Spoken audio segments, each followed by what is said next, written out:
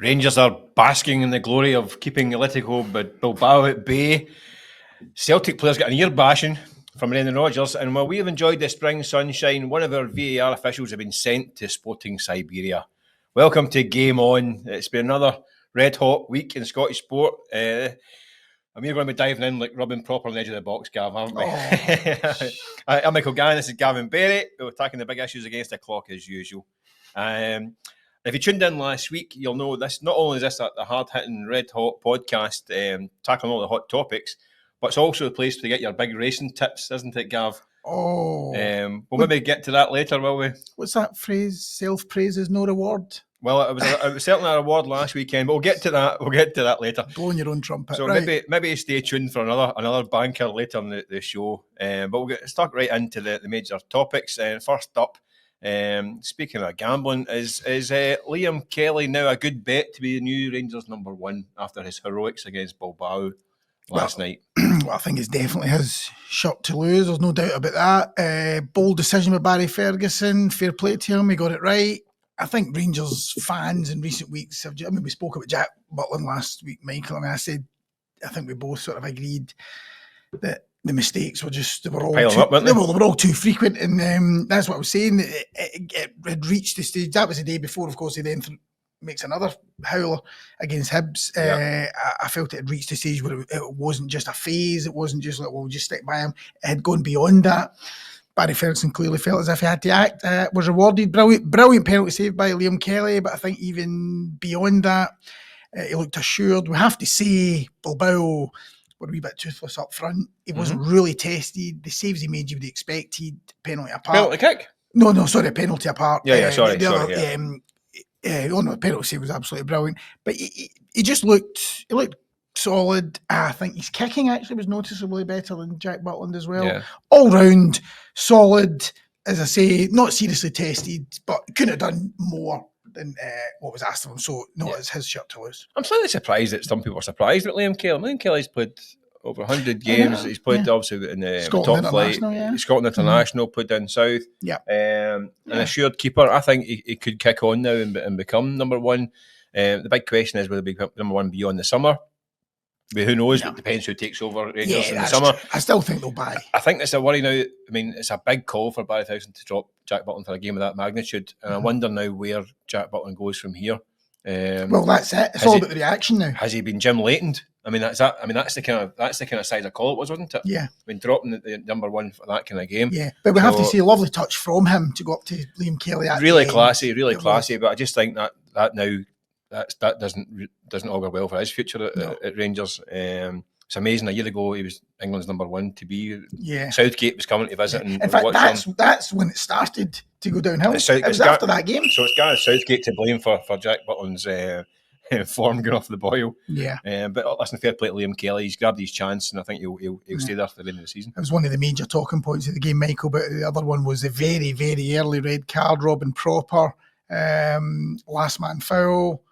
Initially, the referee booked him, didn't it? And then it was a red card upgraded on after a VAR check. Alan McCoy, I was incredibly, in my opinion, called it a disgrace. And even in TalkSport this morning, he's still going on about it. What did you think of his rant? Listen, we all know Ali, and he's well regarded in the Scottish media and all that stuff. But I think he was having one last night on the television. I think it's funny when Alex Ray came on.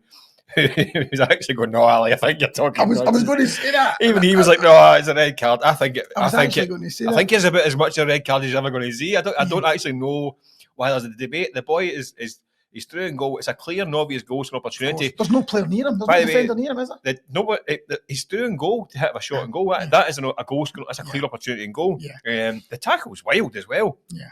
He's went with his wrong foot. He caused the problem in the first place with the pass out. Yeah. And then he's lunged into a tackle he didn't need to make. He's got to show him out the way. So I don't really know where Ali's coming from. He sort of backtracked a bit and then said, well, I mean, if you've ever played the game, and he then started to go towards the rule. And when Neil Warnock was talking to him on the radio this morning, Neil Warnock was talking about, he needs a bit more common sense. But that, I think that always was a red card. I think that was always a red card. You use the phrase "the last man," right? The last man phrase is no longer. It used to be, "Oh, he's last man. He's got to go." Yeah. That was the phrase 20 years ago, right? Yeah. The phrase now is that clear and obvious goals opportunity. Yeah. And of course it was. Yeah. It was a stupid tackle, and he gets sent off for being a bit of a dafty. Yeah. So again, I don't know what I do think though that the penalty kick decision for Bilbao was a disgrace. That's a shocker. I mean, in real time, you think it's a goal. You don't really think there's anything wrong with it. When you start pulling it apart, he's offside. How do they get from that to a penalty kick? Yeah. I mean, tell us not a clue where that ball is. When he's jumped up with his arms, he's barely going to go, and it's come off him. That's a shocking decision, really. So I'm glad that justice was done with the penalty save from that one. So Jose Mourinho had a point when he insinuated that UEFA will do everything they can. Oh, the lawyers are coming. The lawyers are coming. Oh, thank goodness. Move on. Saved by the bell. Saved by the bell, right? Okay. Going to get us in the big bother. But let's go, Michael, before you start blowing your trumpet. Before you get sued. Before you start blowing your trumpet on the Grand National Tips, which we'll get to later, I'm glad you had that in your opening gambit, because I want to squeeze in that I predicted 0-0. Did you? I did actually predict 0-0. I said 3 each. So. Oh, did you? There wasn't 3 shots each. I did predict 0-0, but I have to say after 13 minutes, I was thinking, no, there's no chance this will be 0-0. So there you go. I can also predict on Game On. Right. Well, what's your prediction for next week then? For the return leg? Athletic Bilbao 0, Rangers 1. Oh, so you think that Rangers can keep this European dream alive then? I do actually. Look, they'll obviously be underdogs. Bilbao don't score much. I think actually, psychologically for Athletic Bilbao now, it changes it. You know, they've gone to Ibrox, Rangers playing 10 men, 13 minutes, couldn't put them away, couldn't score. As we said before, they don't score a lot. I think that puts a bit of pressure on them, and obviously they've already got this pressure of wanting to get to the final because they're hosting it. And Barry Ferguson obviously was an integral part of that Rangers team that got to the UEFA Cup final in 2008. And I think 3 times they had home 0-0 draws and then went away. And when I think Sporting Lisbon, Panathinaikos and Fiorentina in the semi-final. So it's not a bad result, 0-0. Well, it was a great result given the circumstances. But even if they had 11 men, 0-0's not bad. No, I think it was a terrific result. I mean, and like you say, in the circumstances, it was an incredible result. Very much a kind of Walter Smith type performance, wasn't it? Yeah. It was a game that suits Rangers. I mean, their backs to the wall, they can defend, they keep their shape, sit deep. Didn't create anything, obviously, but that's obviously a factor having 10 men. Yeah. But it suited them. And it was the same out there as well. They can go there and defend and just hope to try and get a 1 or 2 sniffs and goal. Bilbao, as you say, that's their 3rd goalless draw in a row. They don't concede many, but they're not been scoring many of late. No. I was disappointed in them. The Williams brothers, I thought weren't they great? I just thought they were not quite as sharp as I thought they might have been. But the only thing is, I got a wee sense from them that they were quite happy with nothing each as well. They'll see it as a good result, going there, not conceding the goal, not being behind, not having to chase a tie. I think they'll be confident. But like you say, the pressure's on them because they have to deliver in front of their home fans. The fact that the final's in their ground, I think that is a factor. And I noticed it with Bayern Munich as well, when they played against Celtic. They were a wee bit nervy, and I think that teams like that don't tend to get nervy, but I think that was playing them because obviously they're hosting the Champions League final, so that will play on them. So I'm going to agree with you. I think it can be. I think it'll be another nothing each. We'll go all the way to penalty kicks, and then we'll see what happens from that point. But yeah, it could be another dramatic night. There's just something about this Rangers team in Europe. Yeah, well, unfathomable how they can't perform in Scotland, but they go and get results like this. It's incredible. But domestically, obviously, well, as you say, Michael, it hasn't. Domestically, it's been a disastrous season for them out the Scottish Cup, way behind in the league. Celtic could have won the league this weekend had they not slipped up at St Johnstone. But whenever they win it, they will make it 4 in a row. Could they make it 9 or even the 10? Are we talking about 4 wins in a row or 4 titles in a row? Because at the moment they've only won 3, lost 3 of the last 6 games. So they've done. We have to clarify this question: is it titles or matches at the moment? It's titles because on current form they're not winning 4 games in a row. I think it's a wee bit too early to start talking about 10 in a row. Is not stuff. When you look at I mean, but it's going to be 4. That's in the bank. So you're talking another 6 years. I mean, we're going to be nearly 30 by that point, Gav. You know what I mean? It's a lot to can happen for Are we that talking time. years or stone? Well, again, we need to clarify that one. We need to clarify it. I think there's a lot that can happen. This Rangers takeover, we don't know what that's going to look like either. And it doesn't take much in Scottish football. It doesn't. I mean, Celtic look so dominant. They've got money in the bank. They're powerful. But listen, Brendan Rodgers in charge. He's obviously very dominant in Scotland. But that might change in the next season. You don't know who they might bring in. He's not going to stay around. Well, that's another question. I don't think so. I think he'll do his stint and then he'll be off into the sunset. I don't think he'll be hanging about hoping for 10. It's too far down the road. No. Well, if we look at where Celtic were in the last time they got to the 4 of their 9, it was Ronnie Dyla's second title. Brendan Rodgers was just coming in. Rangers were only just come back to the top flight. Back to the top flight. Yeah. So if you look at where Rangers were then, and as bad as they have been this season, if you look at where they are now, and we're talking about a takeover, you know, the starting point of Celtic's 4 in a row here, Rangers are in a much stronger position. Yeah, and they stopped it the last time. So, but in saying that, the first season, that 4 in a row point at the start of the 5th season, there were big banners saying going 55, and Rangers had very confident they were going to go and they signed misguided and Joey Bartons and Senderos and all these guys. So there was the mood at that time wasn't as if it was going to be 10 at that point. Yeah, it just so happened it went on to be that towards that one. Yeah, I think it's too early. A lot can happen in football and in life in general. So I think if they get 4, there'll be strong favourites to get 5, but a lot depends on what happens across the city. Either way, they're going to take some shifting, that's for sure. Oh no, there's no doubt.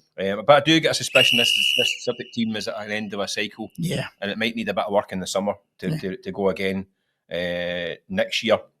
And speaking of that, you get the feeling as well from the Celtic manager that things are maybe starting to get a wee bit.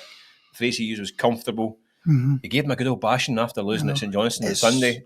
Was he right to give them a go? I mean, they're still 13 points clear. Was he right to have a pop at them? Well, of course, because they've got a treble to play for. If he sees complacency, you're losing to the team bottom of the league. It's a shock, but it is rare for Brendan Rodgers to do it.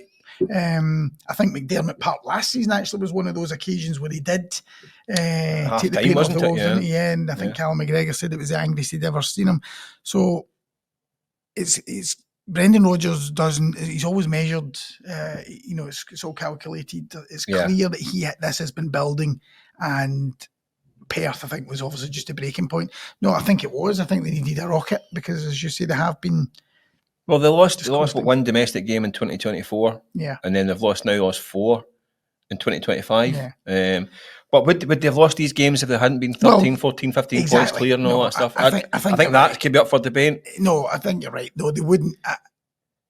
And it's natural when you lose that. There's no jeopardy, is there? There's no. I think you described it in your column earlier this week. The danger-free zone. They rocked up to Ibrox for that New Year's derby. It's a danger-free zone. Yeah. They don't need so. Yeah. Well, it's needs and wants. I mean, they want to win, but don't need to win. I mean, we talk about 9 in a row runs. Any time, I think a few of these seasons before when Brendan Rodgers had it wrapped up early, you get a few of these results. I've maybe had more than normal. Same with Rangers when they were dominant under Walter Smith. There was, I think, one season it was 6 in a row.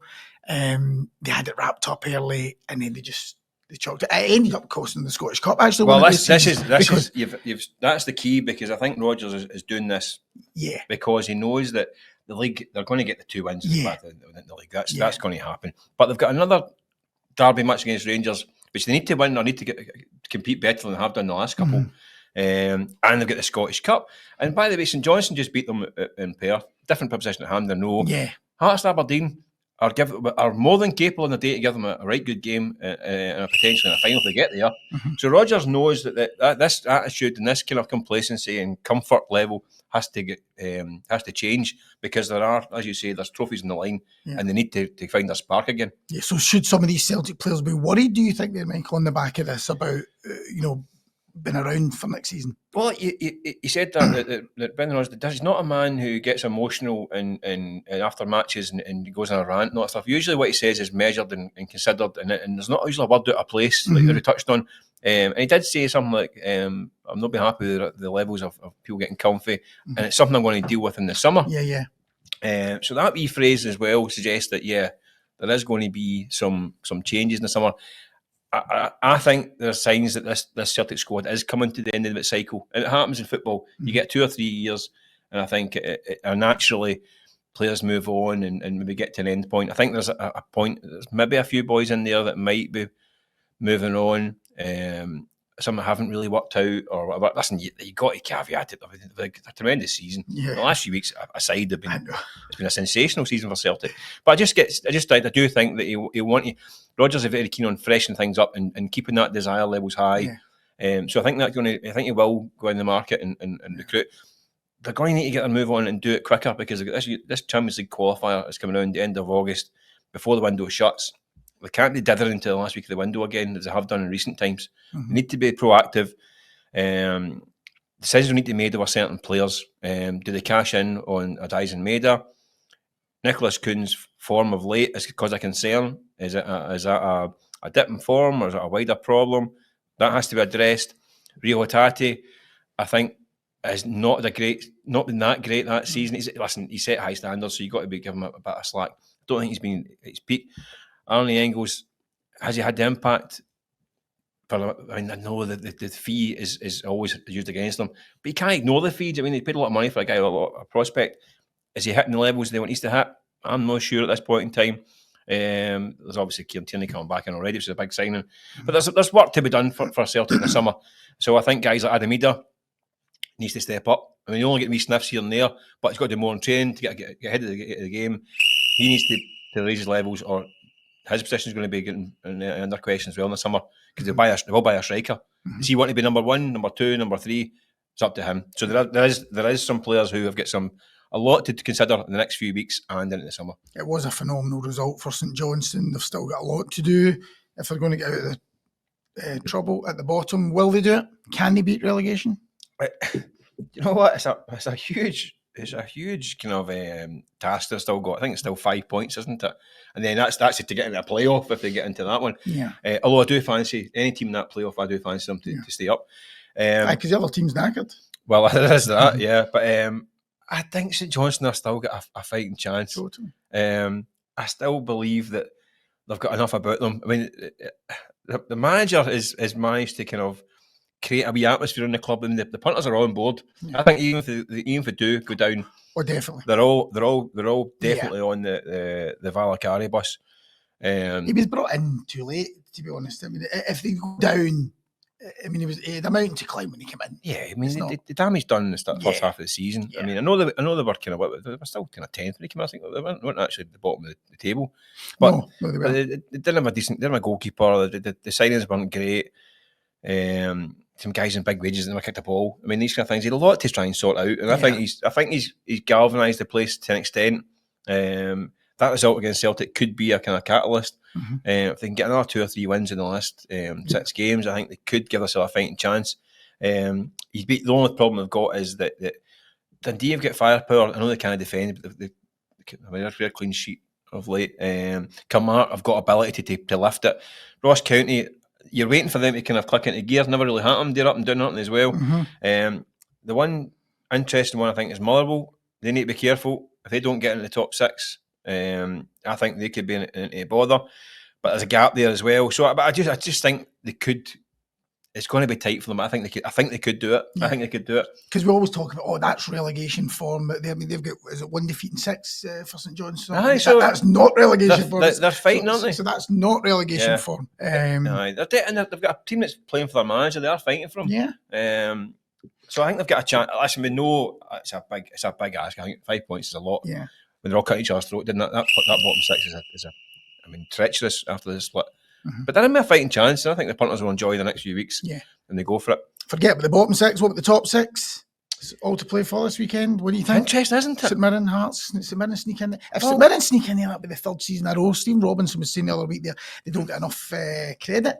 But I mean, if they do it, it is remarkable. I think they might sneak in, by the way. I agree. I mean, everyone seems to think Hearts are eventually going to click into gear and do it, but I mean, they're not producing the goods. Just up and down. Every really time inconsistent. that squad should be doing much better than Totally. they are. I mean, really poor at the last weekend. You can just see Hearts and Motherwell getting kind of consumed by their own match and knocking each other out the picture, and then St Mirren just sneaking in the back door. Yeah. I could see that happening because St Mirren, Stephen Robinson's brilliant at getting results. Yeah. By hook or by crook sometimes. I just think that the door's open for them. Yeah. And I don't know if you read the interview the other week there with Andrew McKinley. He was talking about how at the AGM when they were at the foot of the table, he was saying, they'll finish in the top 6. He was very kind of the bullish, and people think, and then he was referring to that in an interview the other week, and I think it's because he thought the top 6 was going to be secure. I think it should be. He was convinced that Hearts were going to get there, and now they're going in here and it's squeaky bum time. But Hearts should be doing a lot better. I mean, that's what I'm saying. You look at that squad, and the money invested. I mean, that's another one. I mean, at the start of the season, it was horrendous. But they just seem to throw in these, and that's was a back-to-back defeats. I know Celtic are in there as well, but I just think I think St Mirren are the ones that are always just hanging about. Yeah, and then they manage to just get results when they need them. They've not had a great season either. I don't think you would say they've had a magic season. But Hearts have never really managed to build that momentum to get themselves into that top 6. I'm surprised. You're not surprised that Hearts and Aberdeen, when they've been looking for managers, haven't gone for Stephen Robinson. Okay, he's always kind of touted. He's always in the bookies odds, but nobody's taking the plunge. I think some clubs don't think he's, I don't know, sexy enough. I was just about to say that. Like if he had a kind of Portuguese surname and all that stuff, they'd ball over him. But he's just it's familiarity breeds contempt sometimes. But I think it's more. It's not the boards. I think it's more supporters. Would they think, can we sell it to the supporters? Yeah. But I mean, they really should. I mean, he seems to have cornered that market. The kind of St Mirren's and Motherwell, kind of wheeling and dealing and. But I think he could be getting into that top 6. It would be an incredible achievement again. So on that note, if he does and Hearts miss out, is Neil Critchley under pressure if Hearts fail to make the top 6? See, I don't think he will be. I think a bit like we're talking about Valakari at St Johnstone. I think he inherited such a mess, but I think he has turned it round. I mean, remember Hearts were bottom of the table and real bother. Barely won a game. I mean. I think he's had some setbacks. I think he's had some knocks as well. The European collapse was a bad one. The derbies he's going to need to beat Hibs, or will be under pressure. Yeah, that's the nature of the beast in Edinburgh. He's going to need to beat Hibs. He needs to get in the top 6 and beat Hibs. Yeah. If they don't get top 6, I think there might be questions asked. But I think they have put together a decent body of results over the piece since the kind of Christmas period that should give punters a wee bit of hope that the guy knows what he's doing and that give him a chance. I think he will be given a bit of slack. I sense fans after his sort of post-match interview after the Dundee United defeat last week. You see a lot of fans saying they're watching the same game as me. I think once they start to sort of lose faith in him, and how many times did we see it with Clement there when he used to, the Belgian waffler and all that. Yeah. I think fans aren't listening to what he's saying now. He's not coming out with the right. No, I think he suffered again a wee bit like the Stephen Robinson syndrome. I think Hearts fans thought because they had the Tony Bloom super AI computer up and running. I think they thought they're going to pop up some name that some wild and exotic manager who's won 4 Brazilian 4th division titles playing a radical new formation. I think they thought that was going to be happening, and they go, well, it's actually a guy who's worked in England, a couple of jobs and coached in England, and he's been doing the rounds in our clubs, and you think, well, that's not what we thought was going to come out the AI supercomputer. What is some guy with kind of the beardy glasses, kind of hipster kind of guy that's going to kind of make us look radically different? And it's not been the case. But I think he's a coach has got a bit behind him, and I think he deserves a bit of leeway to go through the summer and beyond. But the top 6 again is going to put him under Series P if he doesn't get top 6. And it means he will need to finish strong and start the season strong next year, or will be big questions asked. The VAR has had an absolute stinker again this week, and Motherwell have let rip at the decisions, the Coffee Balmer red card that was rescinded, and Alan Muir, who's been involved in a few VAR calls of his own this season, has been basically packed off and sent into Sporting Siberia. no longer going to be operating the VAR. Is that an understandable decision, the right decision, and should others be slightly worried? Oh, definitely. Do you know actually the biggest irony of it all? It used to be that fans raged at the fact referees weren't held to account. There was it's accountability, isn't it? Yeah, accountability. And actually, Willie Collum was one of it used to be Willie Collum when he used to be blundering week after week. They used to say, why is he not getting dropped? He was never, demoted. Okay, he probably was on a few occasions, but not enough for fans like him. Now he's wielding the axe. So I think that's refreshing. That's what fans want to see. You can't just make error after error.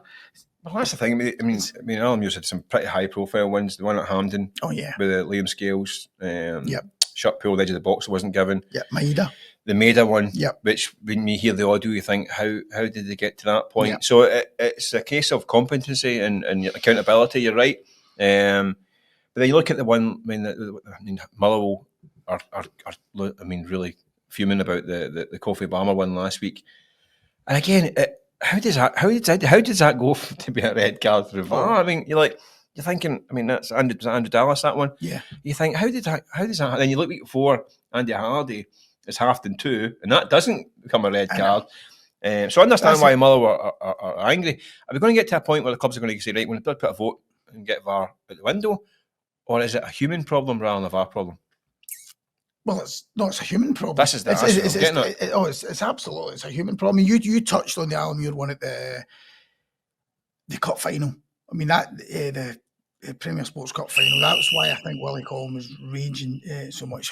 How could you look at that knowing the rule and not even just refer the ref to the monitor? But I mean, that's just one. As you say, you could use any number of them. Yeah, I think what the problem we've got is that the standard is not great, and the ones coming up need to improve the game as well. Yep. So it's humans rather than the VAR that's causing the problem. And if they're not going to do the business off to Siberia, they should be going, because anyone else not doing their job, you get the plant pot under your arm, the box under the other arm, and you're in the car park. You're leaving the next night. But anyway, we're just still going here. Let's take our thoughts further afield, Gav, because it's the business end of the season, and obviously everyone points the finger at Scotland, go, it's done and dusted, it's dull and all that stuff. But it's the same down in England. And I don't know if you watched the Manchester Derby last weekend. Have you managed to watch it? I did. Is the English Premier League boring? Yeah, not only did I watch the Manchester Derby, previous to that I'd watched the Chelsea Spurs game. That's two big derbies. 2 stinkers. Yeah, that was, I think the Chelsea Spurs one was slightly better. And then, just to contrast it, Michael, did you watch PSG against Villa in the Champions League the other night? And that's what I was thinking as I was watching that game. Thinking, this is excitement. This is how football should be played. Are you somebody who watches English football religiously? You always tune into it? Are you an avid viewer? As much as I can, as much as time will allow. Busy job, busy social life. Well, if you've got a choice between Hearts against Dundee United and it's straight up against Chelsea Spurs, what are you watching? Hearts Dundee. Aye, me too. Yeah, and I don't mean to mean that because we're paid to watch it. Exactly. I think it's a bit dull. I also think that the way that the teams are set up these days, a lot of them are boring the way they play. I mean, I know Pep gets. That's what I mean. The Pep football. I mean, I'm not a big fan of the Pep. I think he's ruined strikers across the globe. Is he to blame? We're talking about the Man City, Man U game. So many managers trying, to copy what he's doing, trying to do a variation of what he's doing. But none of them play a striker. Hardly anyone play a striker. We know he's got Haaland. That's why I'm contrasting it with the PSG game. A few days later. Well, you look at Liverpool obviously have re-signed Salah for another couple of years, as well. And you think understandably, but I mean, what is he? 32, 33? He's getting another 350 grand a week for another couple of years.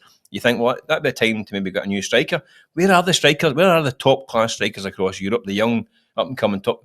By the way, there's a dearth of them because the Pep ball has ruined striking. It's like those false nines and all that, and the way they play, and it's just about players even doing stuff off the cuff. You look at someone even like Jack Grealish, who Man City signed on the back of Aston Villa. Bit of Maverick. The socks rolled down, and just doing stuff.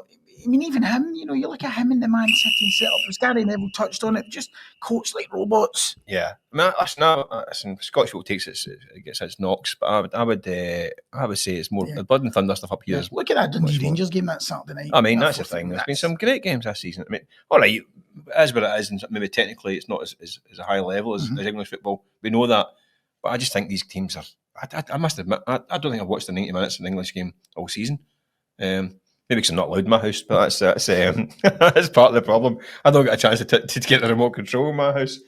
But listen, finally, we need to touch on last week, Gav. Come on.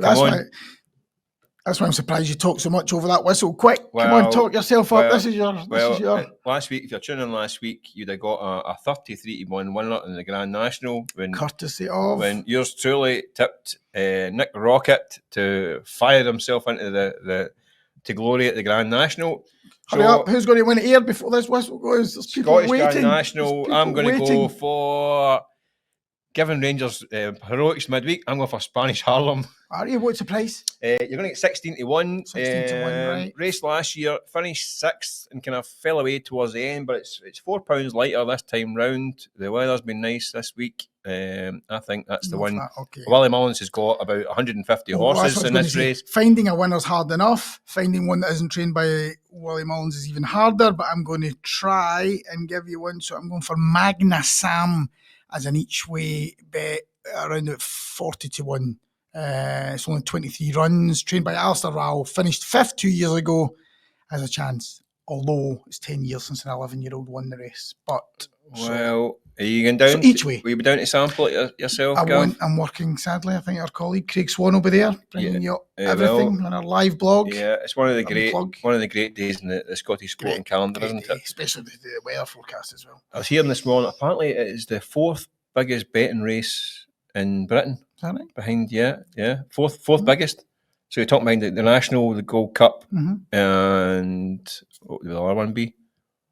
I don't know. Maybe the Welsh National? No. It's the 4th biggest. So it's a huge event in the racing calendar.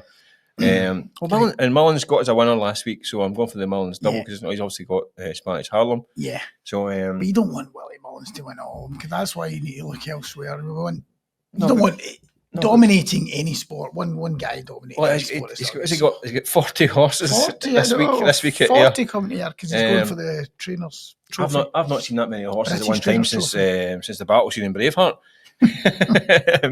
But listen, we'll be tuning in as well. Listen, if it's anything like last week's Grand National race, it'd be a brilliant occasion. Yeah. Especially when you're cheering home a 33-1 winner across the line. The amount of people who said to me, your colleague in Game On tipped that. So there's people now waiting, Mick. So do not let them down. Well, listen, it's we'll find out next week. You're off next week. I'm going on my holidays. He's doing a runner. I'm going to make you some money somewhere before I go on my holidays. So we'll keep an eye on that one, but it should be a thriller as well. Well, fingers crossed our luck maintains for that another week. But listen, we'll be back next week as well. I won't be because I'm off ski. I'm taking my winnings from the Scottish Grand National. I'm off ski as well. You're off ski as well? Yeah, so it'll be Graham Young and Fraser Clark in the hot seat. So we're going to take our winnings from our horse racing tips and shoot the craw for a few weeks. But some of our colleagues are back here next week for next week's Game On. You'll get us on Spotify, YouTube, all your Apple podcasts, all your usual places. And my boys will tackle all the big topics as usual. But thanks for watching.